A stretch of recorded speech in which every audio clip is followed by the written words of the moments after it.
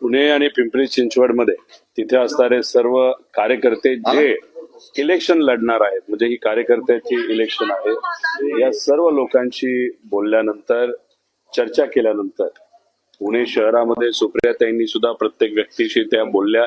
शशिकांत शिंदे साहेब तिथं बोलले. पिंपरी चिंचवडमध्ये सुद्धा तिथं सर्व कार्यकर्त्यांशी बोलल्यानंतर सर्व कार्यकर्त्यांचं म्हणणं आलं की आपण घड्याळावर जाणं हे योग्य ठरू शकतं.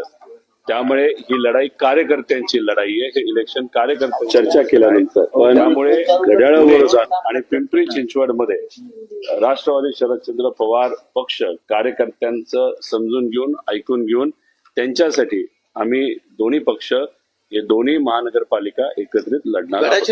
काल बारामतीमध्ये याबद्दल काही चर्चा झाली का? कारण शनिवारी दुपारपर्यंत आपल्या पक्षाचे लोक महाविकास आघाडी सोबत चर्चा करत होते. कसं असतं की चर्चा करत असताना कार्यकर्त्यांकडनं सुद्धा काही अपडेट घेणं हे महत्वाचं असतं. त्यामुळे समजा महाविकास आघाडीच्या सर्व नेत्यांबरोबर चर्चा झाली. ती चर्चा झाल्यानंतर मग कार्यकर्त्यांबरोबर तिथे असणारे जे आमचे प्रमुख आहेत पक्षाचे, ज्याला सुप्रियाताईंनी जबाबदारी दिलेली आहेत, काकडे साहेब असतील, विशाल भाऊ असतील, प्रकाश भाऊ असतील, पठाडे भाऊ असतील, ह्या लोकांना मग त्यांचे कार्यकर्ते तिथं असणारे भेटून मग ते काही इनपुट देत असतात. आणि त्या इनपुटमध्ये सातत्याने हेच येत होतं की पुणे आणि पिंपरी चिंचवडमध्ये आपल्याला घड्याळाबरोबर जावं लागेल.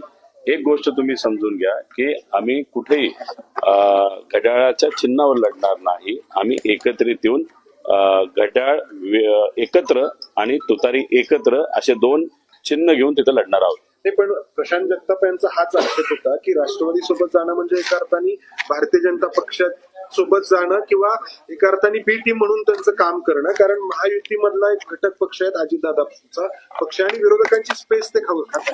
प्रशांत जगताप हे चांगले पदाधिकारी होते, पण त्यांनी का निर्णय घेतला, कशामुळे घेतला, आज या ठिकाणी मी काही सांगणार नाही.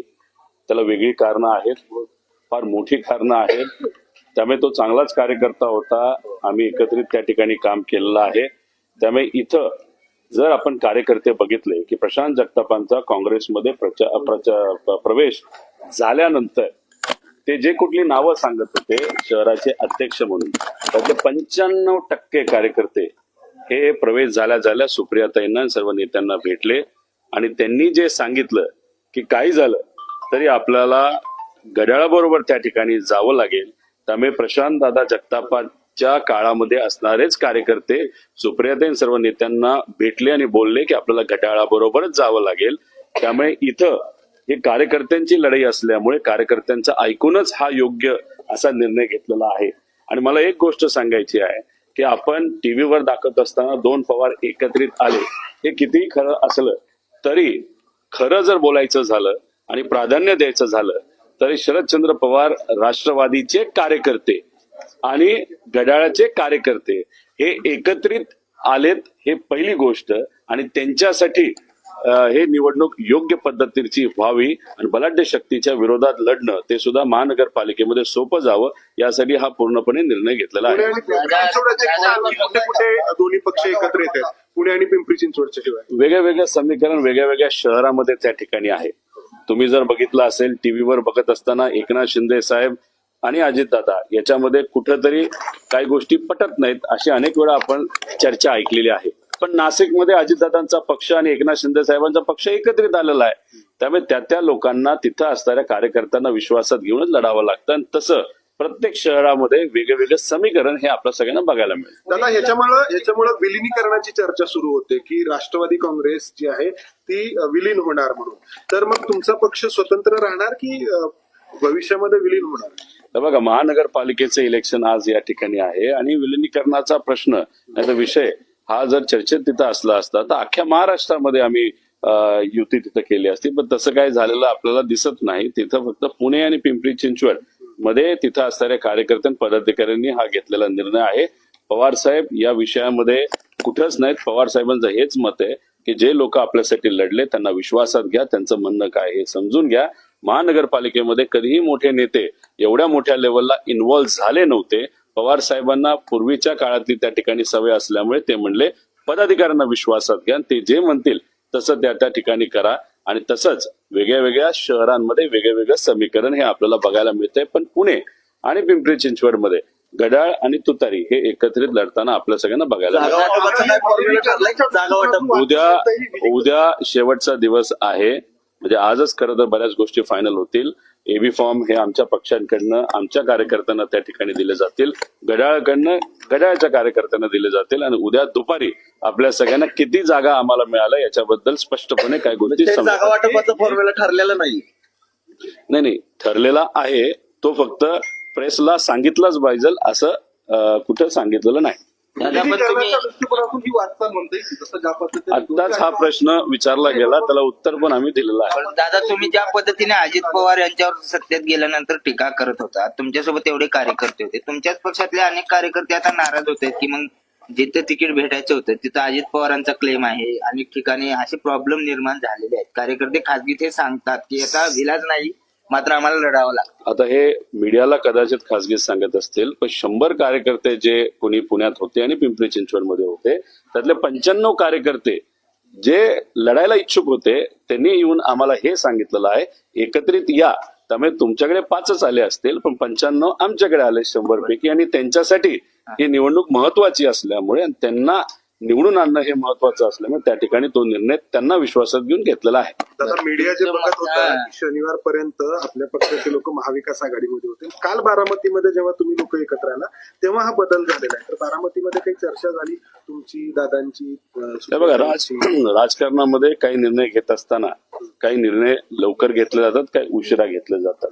पण राहिला प्रश्न पुणे महानगरपालिकेचा आणि पिंपरी चिंचवड महानगरपालिकेचा, तिथं ज्या पद्धतीने आपण जेवण बनवतो, जेवण काही लगेच बनत नसतं, त्याला अनेक वेळा चर्चा ह्या कराव्या लागतात, कार्यकर्त्यांची सुद्धा आणि दुसऱ्या पक्षाची सुद्धा. त्यामुळे इथं काल हा निर्णय झाला असं समजून चालणार नाही.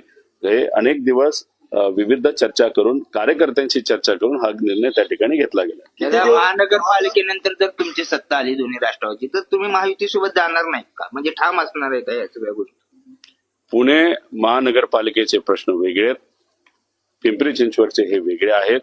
महानगरपालिकेचं इलेक्शन का महत्वाचं असतं? कारण या दोन्ही महानगरपालिकेला एक स्वतंत्र बजेट असतं.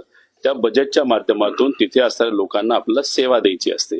स्वतःचं बजेट असल्यामुळे तसं बघितलं तर खूप काय आपण राज्य सरकारवर अवलंबून नसतो.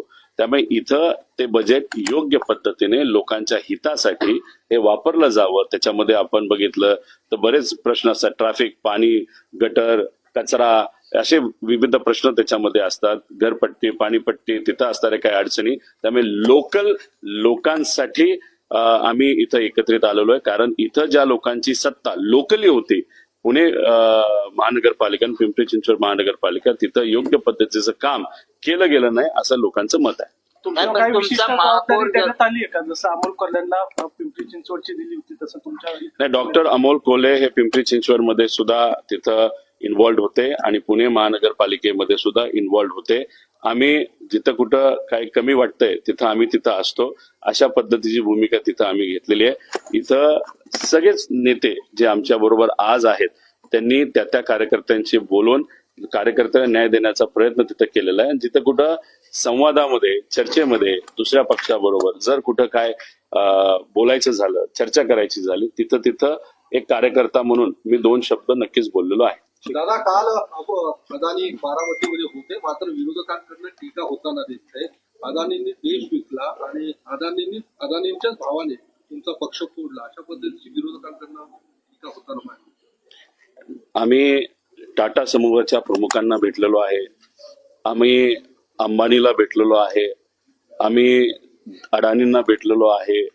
आम्ही जे कोणी महाराष्ट्रामध्ये मोठ्या प्रमाणात इन्व्हेस्टमेंट करतात आणि आमच्या युवा पिढीला हाताला काम देतात त्या लोकांना सातत्याने भेटत असतो. जे लोक CSR सामाजिक कामासाठी देत असतात त्यांना विनंती करून ते चांगलं काम व्हावं यासाठी आम्ही प्रयत्न करत असतो. आणि कालचा जर कार्यक्रम आपण बघितला तो एक सामाजिक कार्यक्रम होता. या भागातल्या मुला-मुलींना आर्टिफिशियल इंटेलिजन्स बद्दल माहिती व्हावं आणि आमच्या भागातली मुलं, महाराष्ट्राची मुलं ही अख्ख्या जगात जाऊन मोठ्या मोठ्या लेवलला नोकऱ्या त्या ठिकाणी घ्यावेत आणि त्याला एक फुल नाही तर फुलाची पाकळी म्हणून CR4च्या माध्यमातून जर एखादा समूह तिथं मदत करत असेल तर त्यांना वेलकम करणं, त्यांचं स्वागत करणं, त्यांचे आभार व्यक्त करणं ही आपल्या सगळ्यांची संस्कृती आहे.